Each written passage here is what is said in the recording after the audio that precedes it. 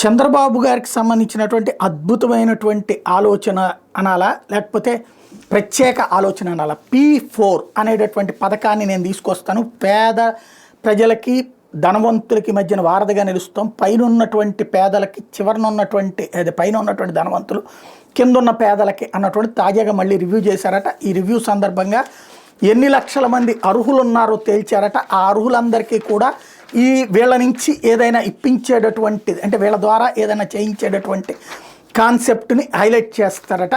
ఇది తాజాగా మరొకసారి ప్రకటించినటువంటిది. ఇక్కడే కొన్ని అర్థంగానే ఉంటాయి. జన్మభూమి, దానికి పాటలు, డ్యాన్సులు చాలా జరిగిపోయినాయి. సీన్ కట్ చేస్తే ఎవరన్నా బాగా కోటీశ్వర్లు అయినటువంటి విదేశాల్లో ఉన్నటువంటి వాళ్ళు వాళ్ళ ఊళ్ళో ఒక స్కూలు, లేకపోతే కనుక ఏదన్నా లైబ్రరీనో ఇట్లాంటిది కట్టిస్తే అది జన్మభూమి. ప్రచారం చాలా రోజులు జరిగింది, చాలా ఏళ్లపాటు జరిగింది. ఫైనల్గా దాని నుంచి కట్టినటువంటి ఏంటి అంటే పరిమితంగానే ఉన్నాయి. అక్కడ ఆ ఊళ్ళని బాగుపడిపోయినాయా? ఆ ఊళ్ళల్లో వాళ్ళందరూ బాగుపడిపోయారా? అదే బాగుపడిపోతే ఆ తర్వాత ఈ సంక్షేమ పథకాలన్నీ ఏమిటి అవసరం? ఇప్పుడు అట్లాగే P4 అత్యంత ధనవంతులు 10% మంది, అట్లాగే అతి పేదవాళ్ళు 20% మంది ఉన్నారు, 30% మంది ఉన్నారు. వాళ్ళని ఆదుకోడు. ఎందుకు ఆడుకుంటాడు నాకు అర్థం కాల. వాడు ఇన్కమ్ ట్యాక్స్ కడతాడు, GST కడతాడు, ఎన్ని పనులు ఉన్నాయో అన్ని పనులు కడతాడు. ఇంకా వాడు వచ్చి ఎందుకు డబ్బులు ఫ్రీగా ఇవ్వాలి వీళ్ళకి? నెంబర్ 1.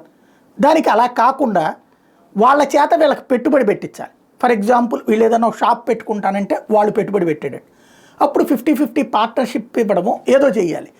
లేదు, ఇప్పుడు ఫర్ ఎగ్జాంపుల్ టమోటా అక్కడ పాడైపోతున్నాయి, ఆ టమోటాలు వాళ్ళు కొని వాళ్ళు అమ్ముతానంటే ఆ పైన ఆయన డబ్బులు తీసుకొచ్చిస్తే బాగుంటుంది. లేదంటే ఆయన 100 కోట్లు సంపాదించాడు కాబట్టి కింద ఉన్నటువంటి పేదోడికి ఓ 15 లక్షల రూపాయలు తలా డబ్బులు ఇవ్వమంటే ఎందుకు ఇస్తాడు? ఏ ధనవంతుడైనా ఇచ్చేటటువంటి అవకాశం ఉంది. ప్రభుత్వం అట్లా లాక్కునే అవకాశం ఉంటుందా? లాక్కుని ఇప్పించే అవకాశం ఉంటుందా? లేదు కదా. మరి అసలు ఇందులో ప్రభుత్వ పాత్ర ఏంటి? నువ్వు బాగుపడితే నా పేరు చెప్పుకో, లేకపోతే కనుక నిన్ను బాగు చేద్దామని నేను ఆలోచించాను అని అనుకో అనినా? లేదంటే ధనవంతులు బెదిరించి తీసుకుంటారా?